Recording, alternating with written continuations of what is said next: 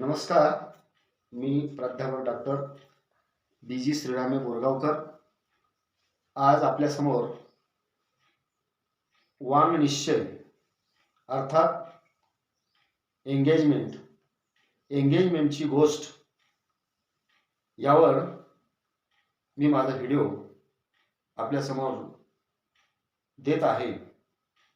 तर एंगेजमेंटची गोष्ट हे लक्षात घेत असताना मला ही गोष्ट एंगेजमेंटची गोष्ट का सांगायची वाटते याचं कारण असं आहे. आजचा काळ पाहत असताना वाङ्निश्चय म्हणल्याबरोबर बऱ्याच तरुणांना काय आहे कळतच नाही. अहो, ते वाङ्निश्चय नका कळू द्या, पण सोयरीक हा शब्द सुद्धा अलीकडे बऱ्याच तरुणांना कळत नाही याची मला चिंता आहे. कारण भारतीय संस्कृती आणि महाराष्ट्रीयन संस्कृती, त्यात मराठी भाषा, एकूणच मराठी मानसिकता, महाराष्ट्रीयन संस्कृती, ह्या सगळ्या गोष्टी ज्या आहेत ती कुठेतरी आजचा तरुण फारच यापासून लांब जातो आहे. आणि म्हणून एंगेजमेंटची गोष्ट मला शीर्षक देत असताना एंगेजमेंटची गोष्ट असं द्यावंसं वाटतं. कारण का स्टोरी देण्यापेक्षा मी फक्त गोष्ट म्हणत आहे.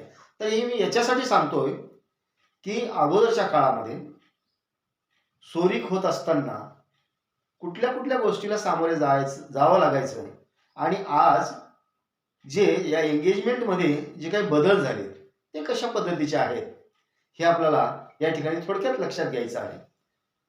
तर अगोदर सोरीक म्हणल्याबरोबर पाहुण्यांना महत्त्व द्यायचे. अगोदरच्या काळामध्ये पाहुणे चांगले असावे. त्याच्यानंतर मुलाचा मुलीचा विचार व्हायचा. पहिल्या प्रथम पाहुणे कसे आहेत, ते आपल्यासारखे आहेत का, ते आपल्याला घेऊन चालणारे किंवा आपल्याला ते एकूणच पाहुणे म्हणून ते आपल्याला साजेसे आहेत का, ही भूमिका पहिल्या काळामध्ये होती. पण आजचा काळ आता बघत असताना आपण एंगेजमेंट म्हणल्याबरोबर एंगेजमेंटमध्ये आज कोणीच पडायला तयार नाही. फक्त जे ज्येष्ठ लोक आहेत ते बाजूला सरकत आहेत. कारण का जुन्या काळामध्ये वडीलधारी लोक जे सांगतील, आजोबा आजी असतील, आजोबा असतील किंवा वडील असतील, काका असतील, मामा असतील, ह्या सगळ्या लोकांनी एंगेजमेंटमध्ये सहभाग घ्यायचा. पण आज कुठेतरी हे लोक म्हणतात की बाबा आपण काहीतरी पुढचं बोलू, पण पहिला प्रथम मुलगी आणि मुलगा, वधू आणि वर जे आहेत तर त्यांना दोघांना, मुलीला मुलगा पटला पाहिजे आणि मुलाला मुलगी पटली पाहिजे, ही भूमिका जुन्या काळात नव्हतीच.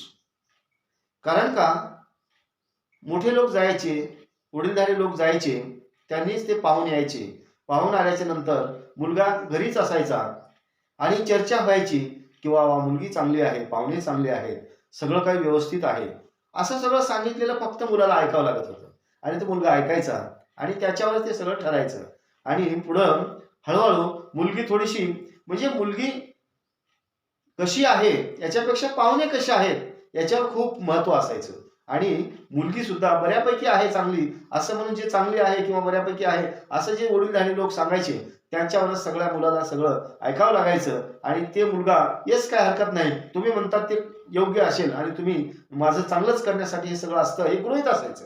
म्हणजे मुलाचं वडील असतील, काका असतील किंवा आजोबा असतील, हे सगळे लोक आहेत तर ते चांगलंच करणार. आणि त्या भूमिकेतून मुलगा मात्र त्या मुलीला पाहायला जायचा नसते. ही सिस्टीम नव्हतीच, ही पद्धत नव्हतीच. आणि म्हणून आजचा काळ लक्षात घेत असताना आणि गेल्याच्या नंतर पण जुन्या काळामध्ये एक महत्वाचं म्हणजे बघा, जेव्हा मुलाकडे आधी मुलीच्या लोकांनी भाकरी देऊन यायची आणि भाकरी देऊन आल्याच्या नंतर की मुलाकडच्या लोकांना यायला ते प्रत्यक्ष आमंत्रण देऊन येत असत आणि तशा पद्धतीने येणं जाणं व्हायचं आणि पुढचं सगळं ठरायचं. जेव्हा जातात मुलीकडले लोक आणि गेल्याच्या नंतर काही लोक बघा जुन्या काळामध्ये घर कसं आहे, घरामध्ये धान्य किती आहे, या सगळ्या गोष्टीवर श्रीमंती हे सगळं लक्षात यायचं. आता अलीकडे आपण गोण्या भरून ठेवतो धान्य, पण जुन्या काळामध्ये कणगी असायची. आता कणगी हा शब्द सुद्धा अलीकडे तो कुठंतरी कमी होत चालला. लोकांना नव्या पिढीच्या माहीतच नाही. कणगीमध्ये धान्य साठवून ठेवलेलं असायचं. तर सोरीकीला गेल्याच्या नंतर मुख्य म्हणजे जे काही मुलीकडून आलेले लोक आहेत ते एक जण कणगीला असा पाठ लावून बसायचा. मुद्दाम म्हणूनच. का? तर कणगी ह्या अशा बंद असायच्या, पण त्या कणगीमध्ये धान्य आहे की नाही हे पाठ लावून बसल्याच्या नंतर लगेच लक्षात यायचं किंवा या कणगीमध्ये धान्य आहे किंवा या कणगीमध्ये धान्य नाही. तर ते लक्षात घेण्यासाठी की यांनी फक्त कणगीच उभा केल्यात, याच्यात धान्य वगैरे आहे की नाही हे सगळं खात्री करण्यासाठी एक जण आवर्जून त्या कणगीला पाठ लावून बसायचा आणि बसल्याच्या नंतर मग त्याला लक्षात यायचं की खरंच या कणगीमध्ये धान्य आहे किंवा नाही. म्हणजे अशा पद्धतीच्या तपासण्या व्हायच्या. तर जुन्या काळामध्ये ह्या सगळ्यावर कुठंतर एंगेजमेंट सोयरीक अशा पद्धतीनं पुढे जात असे. म्हणून आजचा काळ लक्षात घेत असताना वडील सुद्धा म्हणतात, आई सुद्धा म्हणते, नको रे बाबा, अगदी त्या मुलाला मुलगी त्याला पाहू द्या आणि त्याचे मित्र सगळे जाऊन ते पाहून येतात आणि मग जर त्याला जर पटली तरच आम्ही पुढे काहीतरी बोलणार. असं जे आज फरक झालेला आहे.